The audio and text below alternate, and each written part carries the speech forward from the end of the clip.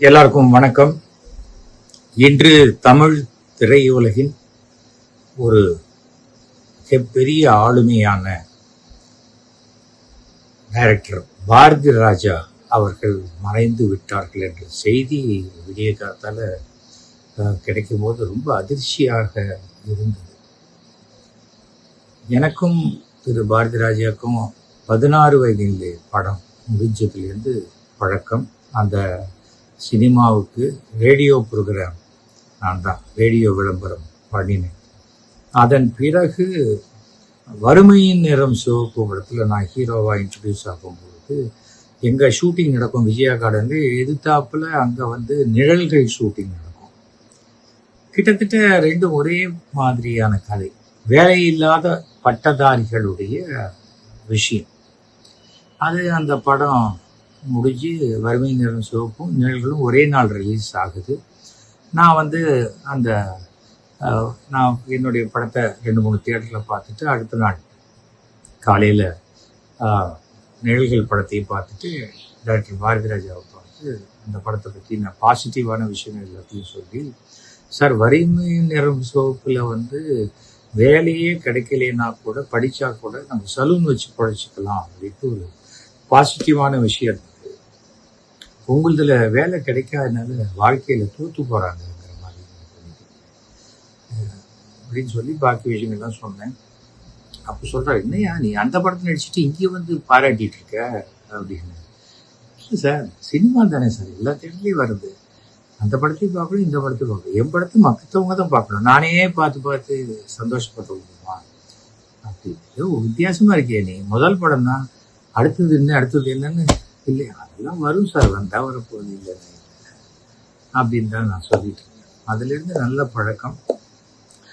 ஒரு முறை பாரதி ராஜா அவர்களும் என்னுடைய தந்தை எஸ்வி வெங்கட்ராமன் அவர்களும் ரஷ்யாவுக்கு ஃபிலிம் ஃபெஸ்டிவலுக்கு அந்த இன்விடேஷனில் போயிருந்தாங்க. அப்பா நிறையா ஃபாரின் கண்ட்ரிங்கிறதுனால அப்பா நிறையா அவரோட கூடவே இருந்து அவருக்கு ஹெல்ப் பண்ணோன்னு அவர் சொன்னாங்க, அப்பா இல்லை எவ்வளோ பயங்கர ஜென்டில்மேன் அவங்க அப்பா, அதே மாதிரி தான் நீயும் இருக்க, அப்படிதான் சார் இருக்கணும் அப்படின்னு. அதுக்கப்புறம் எப்போ பார்த்தாலும் எங்கள் அப்பாவை பற்றி ஒரு 2 வார்த்தை அவர் பேசாமல் இருக்க மாட்டார். அந்த மாதிரி படைப்பாளிகள் சங்கம்னு நடுவில் ஒரு சங்கம் ஒன்று ஆரம்பிக்கும்போது அவரோட தொடர்ந்து ஒரு 2 மாதம் பயணிக்க வேண்டிய ஒரு கட்டாயம். அந்த காலகட்டத்தில் நிறைய விஷயம், அதை எதிர்ப்புகள் வரும், சண்டை வரும், நம்மளும் சும்மா இல்லாமல் சண்டை போடுவோம். அப்போ போயோ இல்லையா நீ ஒரு சாத்வீகமாக இருக்க மாட்டேங்கிறத, இப்படி ஒரு சத்திரியன் மாதிரி இப்போ போராடுற, சண்டைக்கு போகிற, எல்லாம் உங்களோட பழகிறது தான் சார் அப்படின்னு. அதாவது மனசில் எதையும் வச்சுக்க தெரியாது, பிடிச்சா பிடிச்சது, இல்லைன்னா இல்லை. பாராட்டணும்னா பயங்கரமாக பாராட்டுவார், திட்டணும்னா ஒரு ரெடியை திட்டிட்டுவார். அது எமோஷ்னல் பர்சன், ஏதாவது ரொம்ப அஃபெக்ஷனாக கண்ணில் தண்ணி வந்துடும். அந்த அளவுக்கு ஒரு கலைஞன் எப்படி சொல்வார், அது மாதிரி இருக்கக்கூடிய ஒரு கலைஞனான கலைஞர்களுக்கு எமோஷன் மாறி மாறி வரக்கூடியவர்கள் தானே, அப்படிப்பட்ட ஒரு உண்மையான கலைஞர். அந்த காலத்துலலாம் பாலச்சந்தர், பாரதி ராஜா அப்படிம்பாங்க. அதுக்கு முன்னாடி ஸ்ரீதர், அதெல்லாம் வேற காலகட்டம். கிருஷ்ணன் பஞ்சு நிறைய பேர் இருந்தாங்க. பிளாக் அண்ட் ஒயிட் காலகட்டத்தில் சினிமாவில் என்னென்னா செட்டில் தான் மேக்சிமம் ஷூட்டிங் எடுப்பாங்க. லைவ் மைக் இருக்கும், அப்புறம் அந்த டயலாக்லாம் பக்கமாக இருக்கும், அதெல்லாம் இருக்கும். அதை பிரேக் பண்ணி முதலாக கேமராவை எடுத்துக்கிட்டு கிராமத்துக்குள்ள போய் மண் வாசனையை மக்களுக்கு அறிமுகப்படுத்தியவர் பாரதி ராஜன் தான். அதான் உண்மையான ஒரு விஷயம். சினிமாவில் நாடகத்தனம் நிறையாக இருந்த காலகட்டத்தில் சினிமாவை விஷுவல் மீடியமாக கொண்டு வரணும்னு ரொம்ப முயற்சி பண்ணி வெற்றி பெற்றவர் பாரதி ராஜன். எந்த விதமான டவுட்டும் கிடையாது.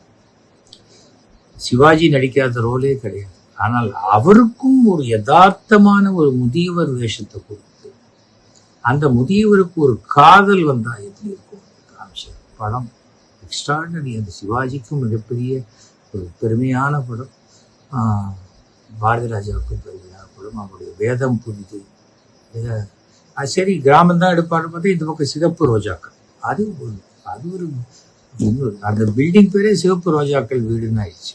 டி நகரில் வெங்கடாஜலபதி கோயிலுக்கு ஏற்ற மாதிரி. அந்த மாதிரி ஒரு வெறி பிடித்த சினிமா மேல ஒரு கலைஞர். செட்டில் பார்த்தா டெரரா இருப்பார், வெளியில பார்த்தா வேற மாதிரியான பாரதி ராஜா. எல்லாருக்குமே வயதாகும், இறப்பு வரும். ஆனா என்னன்னா, அவர் இறப்பதற்கு முன்னால் அவருடைய மகன் இறந்து அந்த புத்திர சோகம் அவரை ரொம்ப பாதிச்சிருச்சு. இன்ஃபேக்ட் அவர் டைரக்ஷனை விட்டுட்டு அப்புறம் அந்த காலேஜ், ஆக்டிங் காலேஜ் இதெல்லாம் பண்ணிட்டு இருக்கிற காலகட்டத்தில் சினிமா தேட்டர் அவர் தனியாக பிரிவி தேட்டர்லாம் வச்சிருந்தாரு, எல்லாம் பண்ணிட்டு இருந்தாங்க. அப்புறம் பார்த்தா ஒரு நடிகனாக மறுபடியும் மிகப்பெரிய ஒரு பரிமாணத்தில் நிறையா எல்லா லேட்டஸ்ட் ஹீரோஸோடையும் படங்கள் பண்ணிட்டார், வித்தியாசமான கேரக்டர்ஸ். அவருடைய பெரிய ப்ளஸ்ஸு அந்த குரல். அவர் இந்த சினிமாவுடைய ஒரு வணக்கம் சொல்லும்பொழுது பார்த்தீங்கன்னா அதுக்கு வர கிளாப்ஸே ஜாஸ்தி. அப்படி வரக்கூடிய ஒரு மாபெரும் கலைஞர். அப்படிப்பட்ட கலைஞர் இறந்துட்டாரு. மனிதனாக பிறந்த எல்லாருக்குமே இறப்பு ஒரு நாள் உண்டு. ஆனால் சினிமாவில் நடிகனாக இருந்தவர்கள், சினிமா கலைஞர்களுக்கு இறப்பே கிடையாது. இன்னைக்கு பார்த்தீங்கன்னா தொலைக்காட்சி பாருங்க, எம்ஜிஆர் வாழ்ந்து கொண்டிருக்கிறார், சிவாஜி வாழ்ந்து கொண்டிருக்கிறார், தியாகராஜ பாகவதர் வாழ்ந்து கொண்டிருக்கிறார், எல்லாம் தான் வாழ்ந்துட்டு இருக்காங்க. யாரு இன்னைக்கு எத்தனை படம், விவேக் படம் இன்னைக்கு பார்த்து சிரிக்கிறோம், சிரிச்சுட்டு அடப்பாவி இப்போ என்னடா டப்புன்னு இப்படி செத்துட்டான் அப்படிங்கிற ஒரு ஃபீல் தான் நமக்கு வருது. அது அடுத்தது. ஆனால் அதை தாண்டி வாழ்ந்து கொண்டிருக்கிறார்கள். அதுதான் அந்த கலைஞனுக்கு வாழ்க்கையில் கிடைத்த மிகப்பெரிய வரம். இன்றைக்கு பாரதி ராஜா இல்லாமல் இருக்கலாம், ஆனால் அவருடைய படைப்புகள், அவர் குரல் தொடர்ந்து உலகம் உள்ளவரை வாழ்ந்து கொண்டுதான் இருக்கும். நாம வாழறோம், வாழ்ந்துட்டு போயிடுறோம். நம்ம சமுதாயத்துக்கு என்ன பண்ணினோம் அப்படின்னு யோசிச்சு பார்த்தா பாரதி ராஜா ஒரு யூனிவர்சிட்டியே வச்சுட்டு போயிருக்காரு. புதுசா வர வேண்டிய இயக்குநர்களுக்கு வாழ்க்கையில என்னெல்லாம் கத்துக்கணும்னு நினைக்கிறாங்களோ அவங்க ஒரு 2 மாசம் உட்காந்து இவருடைய எல்லா படத்தையும் பார்த்தா போதும். வேற யார்கிட்டையும் அசிஸ்டன்ட் டைரக்டரா கூட இருக்கிறார் இவங்க ஒரு படம் பண்ணி. அந்த அளவுக்கு கற்றுக் கொடுக்க வேண்டியதை அப்படியே எடுத்து வச்சுட்டு போயிருக்காங்க. அவ்வளவுதான். நல்லா வாழ்ந்துட்டாரு, 100 வருஷம் இருந்துட்டாரு, நல்ல இதுதான் அப்படின்னு சொல்லல. 84 வயசு இருக்குன்னா இன்னொரு 10 வயசு இருந்திருக்கலாம் அது. ஆனால் அப்படி கம்பீரமாக ஷர்ட்டை இன் பண்ணிட்டு ஜீன்ஸ் பேண்ட்டோட ஷூவை போட்டு பார்த்த பாரதி ராஜா திடீர்னு மூக்கிலே டியூபை சொருகி கட்டில படுத்த மாதிரி பார்க்கறதுக்கு ரொம்ப சங்கடமாக இருந்தது. ரொம்ப நிஜமாவே அந்த அந்த குரலே கொஞ்சம் மாறும். என்னடா இவருக்கு கடவுளேன்னு படுத்துற அப்படின்னு தான் தோணுச்சு. அதிலிருந்தெல்லாம், இந்த உடல் உபாதைகளிலிருந்தெல்லாம் விடுதலை அடைந்த அந்த உடலே வேண்டாம் அப்படின்ட்டு அந்த ஆத்மா கிளம்பிடுச்சு. அவருடைய ஆத்மா சாந்தி அடைய பிரார்த்திக்கின்றேன். அதே சமயம் irreparable லாஸ் அப்படின்னு சொல்லுவாங்க, ஈடு செய்ய முடியாத இழப்பு. அவருடைய மகள், மனைவி, குடும்பத்தார் எல்லாருக்கும் என்னுடைய ஆழ்ந்த அனுதாபங்களை நான் தெரிவித்துக் கொள்கிறேன். தமிழ் சினிமான்னு இல்லை, இந்திய சினிமாவுக்கே இவர் ஒரு எடுத்துக்காட்டாக இருந்திருக்கு. அதில் எந்த டவுட்டும் கிடையாது. அவர் படைப்புகள் வாழும் வரை, அது இருக்கும் வரை கண்டிப்பாக இருக்கும். பாரதி ராஜா என்ற பெயரும் இருந்து கொண்டு தான் இருக்கும். அதனால் எந்த விதமான நமக்கு நம்ம பார்த்து பழகினவங்க இல்லையங்கிற நஷ்டம் நமக்கு தான். அதனால நமக்கு மனவேதனை அதிகமாக. அவரே அந்த உடல் வேண்டான்ட்டு கிளம்பிட்டார்.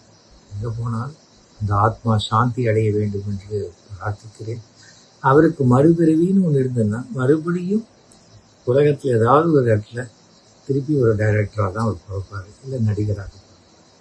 அப்படிப்பட்ட அந்த ஆத்மா அது அப்படி தான் தொடரும். அந்த விஷயங்கள்,